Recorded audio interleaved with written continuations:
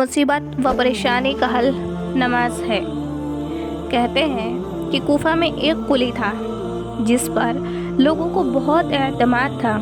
امین ہونے کی وجہ سے تاجروں کا سامان، روپیہ وغیرہ بھی لے جاتا۔ ایک مرتبہ وہ سفر میں جا رہا تھا۔ راستے میں ایک شخص اس کو ملا۔ پوچھا، کہاں کا ارادہ ہے؟ قلی نے کہا، فلاں شہر کا۔ وہ کہنے لگا، مجھے بھی جانا ہے۔ میں پاؤں چل سکتا تو تیرے ساتھ ہی چلتا۔ کیا یہ ممکن ہے کہ 1 دینار کرائے پر مجھے خچر پر سوار کر لے؟ قلی نے اس کو منظور کر لیا۔ وہ سوار ہو گیا۔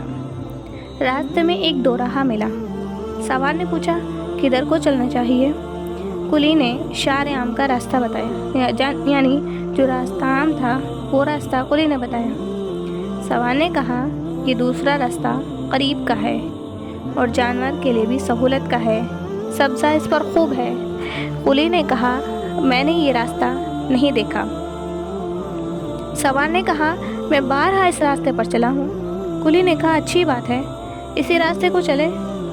تھوڑی دور چل کر وہ راستہ ایک وحشتناک جنگل پر ختم ہو گیا جہاں بہت سے مردے پڑے تھے۔ وہ شخص سواری سے اترا اور کمر سے خنجر نکال کر قلی کے قتل کرنے کا ارادہ کیا۔ قلی نے کہا، ایسا نہ کر، یہ خچر اور سامان سب کچھ لے لے، یہی تیرا مقصد ہے، مجھے قتل نہ کر۔ اس نے نہیں مانی اور قسم کھائی کہ پہلے تجھے ماروں گا پھر یہ سب کچھ لوں گا۔ اس نے بہت عاجزی کی مگر اس ظالم نے ایک نہیں مانی۔ قلی نے کہا، اچھا مجھے 2 رکعت آخری نماز پڑھنے دے۔ اس نے قبول کیا اور ہنس کر کہا، جلدی سے پڑھ لے۔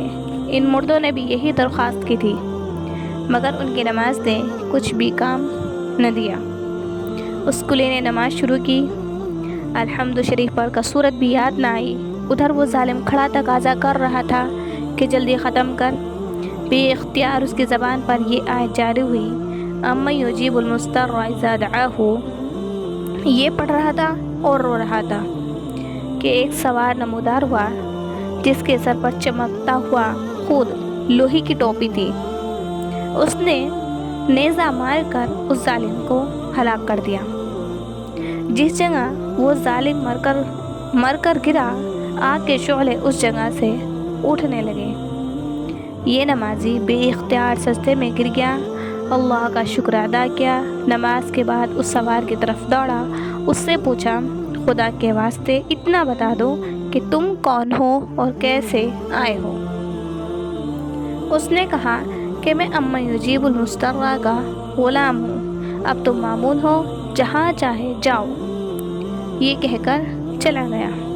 در حقیقت نماز ایسی ہی بڑی دولت ہے کہ اللہ کی رضا کے علاوہ دنیا کے مصائب سے بھی اکثر نجات کا سبب ہوتی ہے اور سکون قلب تو حاصل ہوتا ہی ہے۔ ابن سیرین کہتے ہیں کہ اگر مجھے جنت میں جانے میں اور 2 رکعت نماز پڑھنے میں اختیار دے دیا جائے تو میں 2 رکعت ہی کو اختیار کروں گا، اس لیے کہ جنت میں جانا میری اپنی خوشی کے واسطے ہے اور 2 رکعت نماز میں میرے مالک کی رضا ہے۔ حضور صلی اللہ علیہ وسلم کا ارشاد ہے، بڑا قابل رشک ہے وہ مسلمان جو ہلکا پھلکا ہو، یعنی اہل ویال کا زیادہ بوجھ نہ ہو، نماز سے وافر حصہ اس کو ملا ہو، روزی صرف گزارے قابل ہو، جس پر صبر کر کے عمر گزار دے، اللہ کی عبادت اچھی طرح کرتا ہو، گمنامی میں پڑا ہو، جلدی سے مر جائے، نہ میراث زیادہ ہو نہ رونے والے زیادہ ہوں۔ ایک حدیث میں آیا ہے کہ اپنے گھر میں نماز کثرت سے پڑھا کرو، گھر کی خیر میں اضافہ ہوگا۔